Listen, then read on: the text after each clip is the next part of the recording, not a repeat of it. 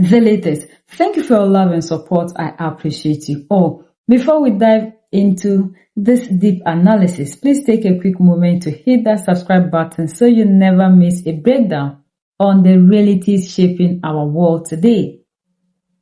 A major political battle just exploded in Washington, D.C. that affects the safety of millions of people. Inside a Senate committee room, Senator Cory Booker and Secretary of State Marco Rubio got into a very heated face-to-face argument.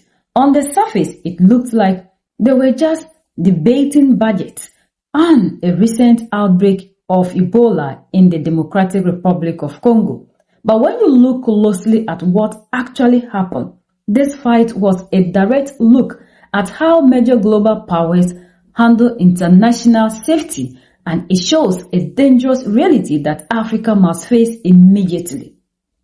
During this official meeting, Senator Booker confronted Secretary Rubio directly. Booker pointed out that the current administration has made deep, factual cuts to critical health infrastructure across the African continent. He specifically targeted reductions in early warning systems, disease surveillance networks, and localized diagnostics laboratories. Booker's point was simple. If you cut the funding that helps local clinics spot a dangerous virus early, you are turning off the smoke detectors. By the time a massive outbreak happens, the battle is already lost, putting both Africa and the rest of the world at extreme risk.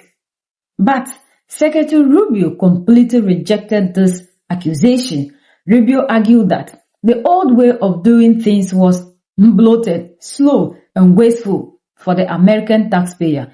He claimed that the administration did not create a weakness, but instead repurposed the money into a faster, linear system. According to Rubio, the U.S. government can now move emergency funds and respond within 72 hours after a crisis is declared.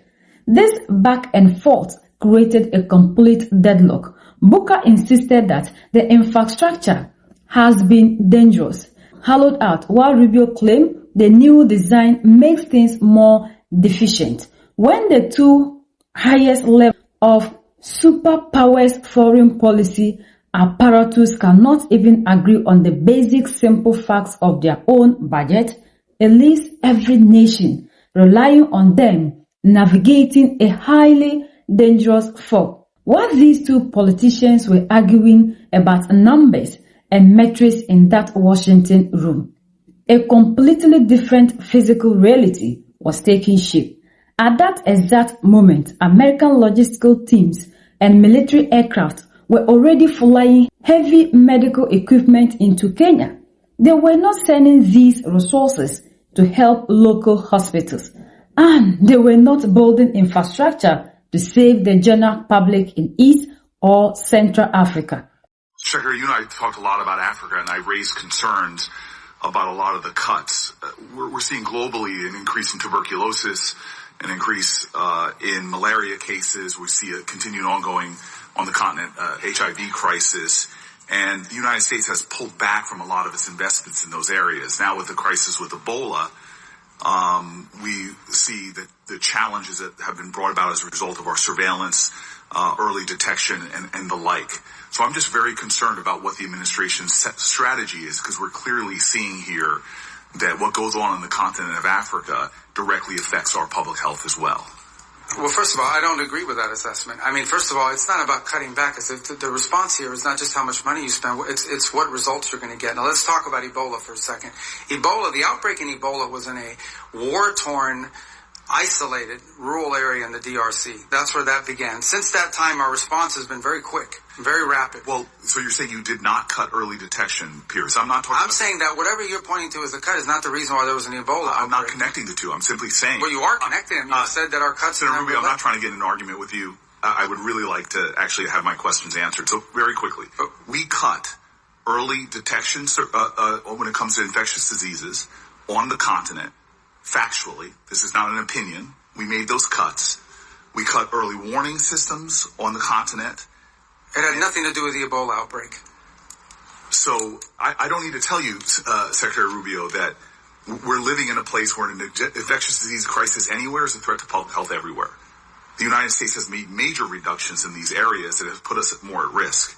If you're talking about this clearly Ebola crisis, there's other things and other cuts we've made, and you see it factually. Even our own State Department personnel that I've talked to are saying we're less prepared for a global outbreak than we were before.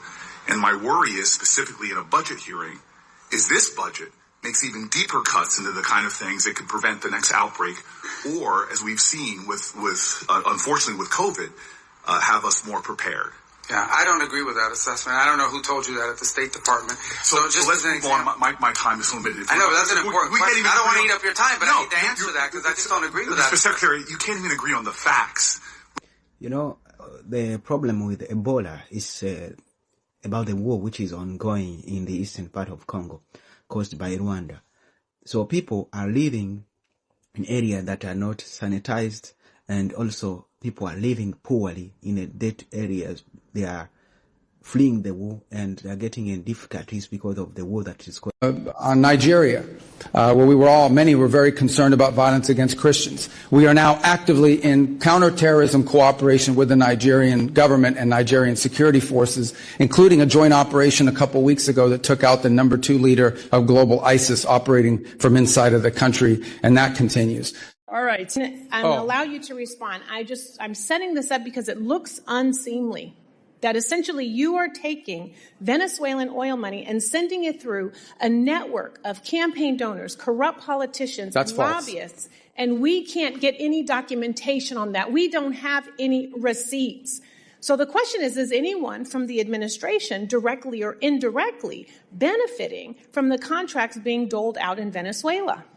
Is this where I get to answer? Yes. Okay, perfect. Number one is the number of people. Mauricio is one of many people that are involved in what's happening in Venezuela. There's not a day that goes by that we don't have someone who's interested in what's happening in Venezuela for a variety of reasons. Nor is he the only person in the United States that directly contacts Delcy Rodriguez and others. There is a stampede of people that want to be involved in Venezuela. Mauricio is one of many, but by the way, not involved in Venezuela. I am not knowledgeable or know of any financial links he has to anybody in Venezuela. So I'm going to reclaim my time, Mr. Secretary, but I'm glad that you said that.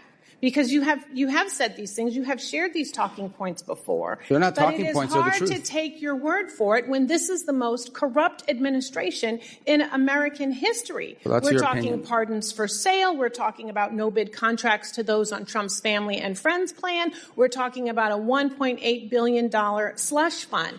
And I think that's corruption. The American people think that's corruption.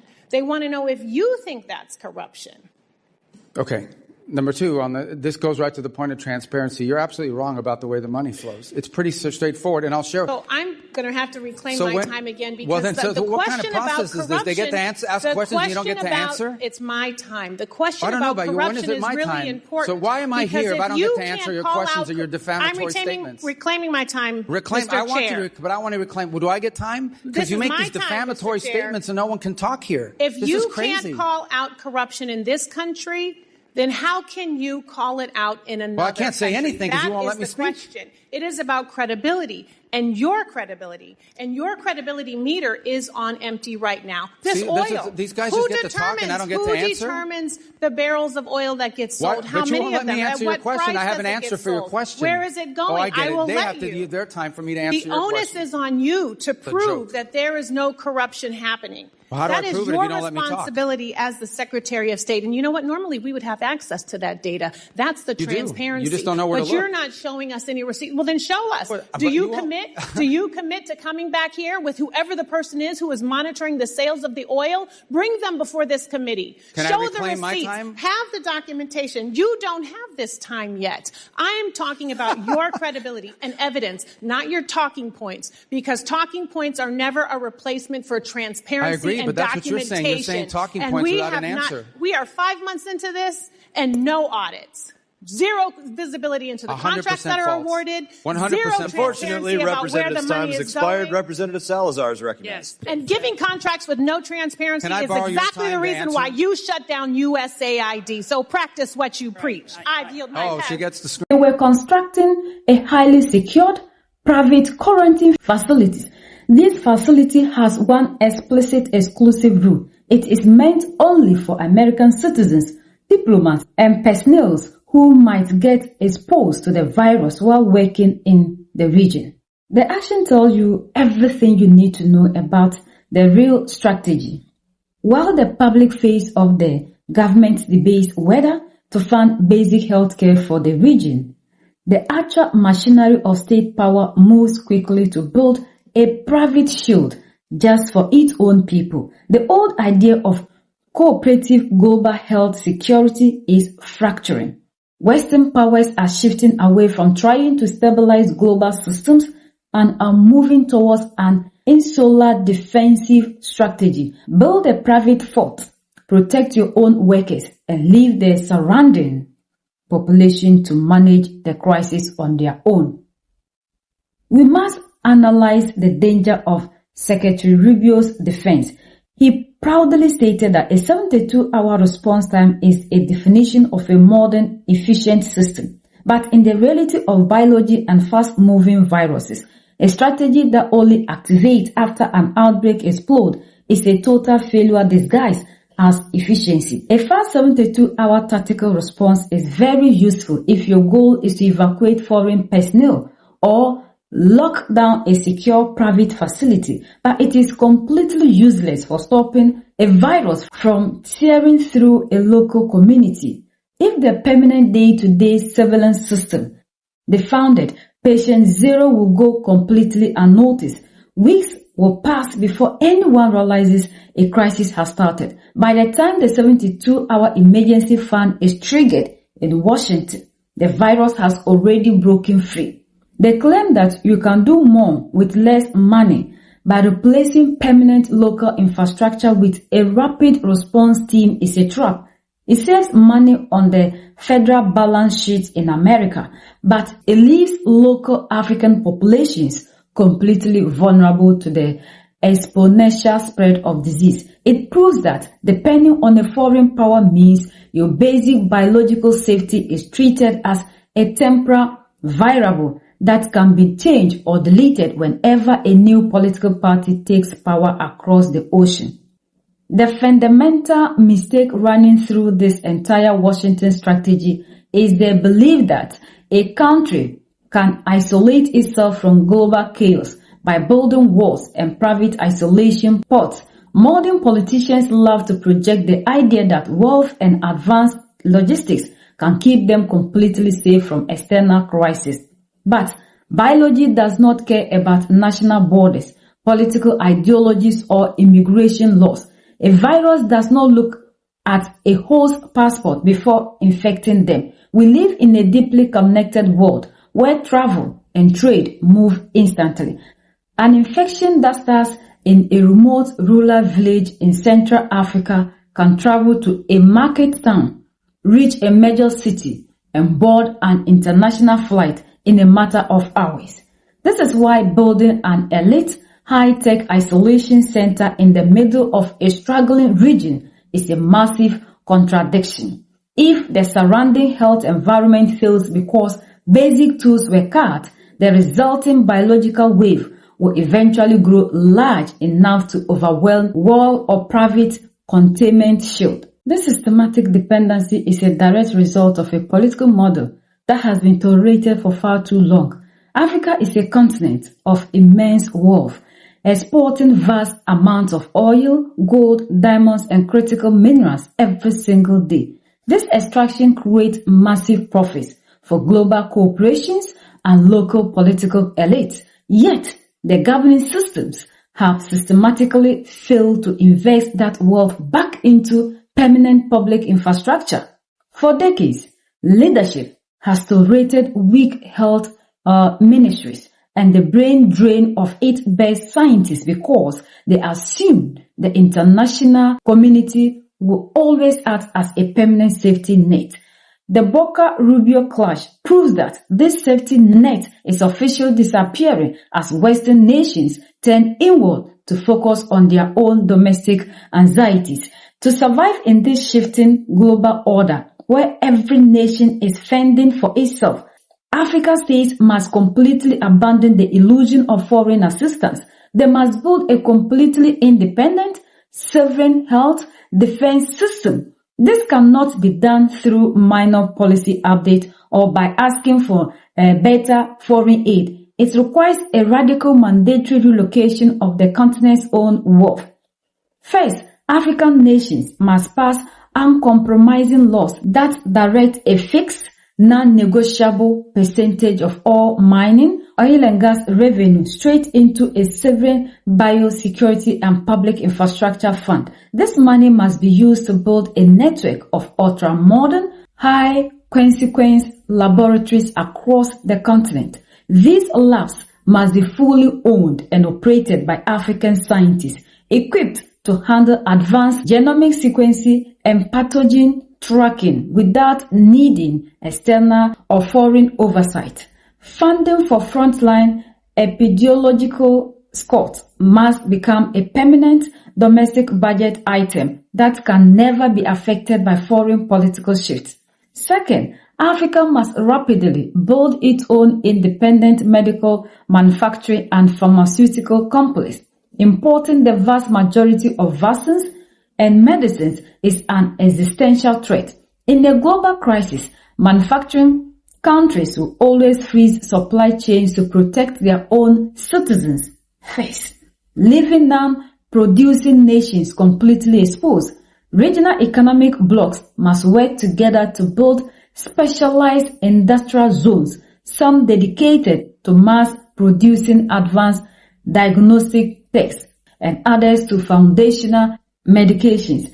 A unified continental regulatory agency must be established to approve these products instantly, creating a self-sustaining medical market. Finally, the continent must stop systematic neglect of its own intellectual capital. The continuous flight of African doctors and epidemiologists to Western institutions is a direct response to a lack of institutional support at home.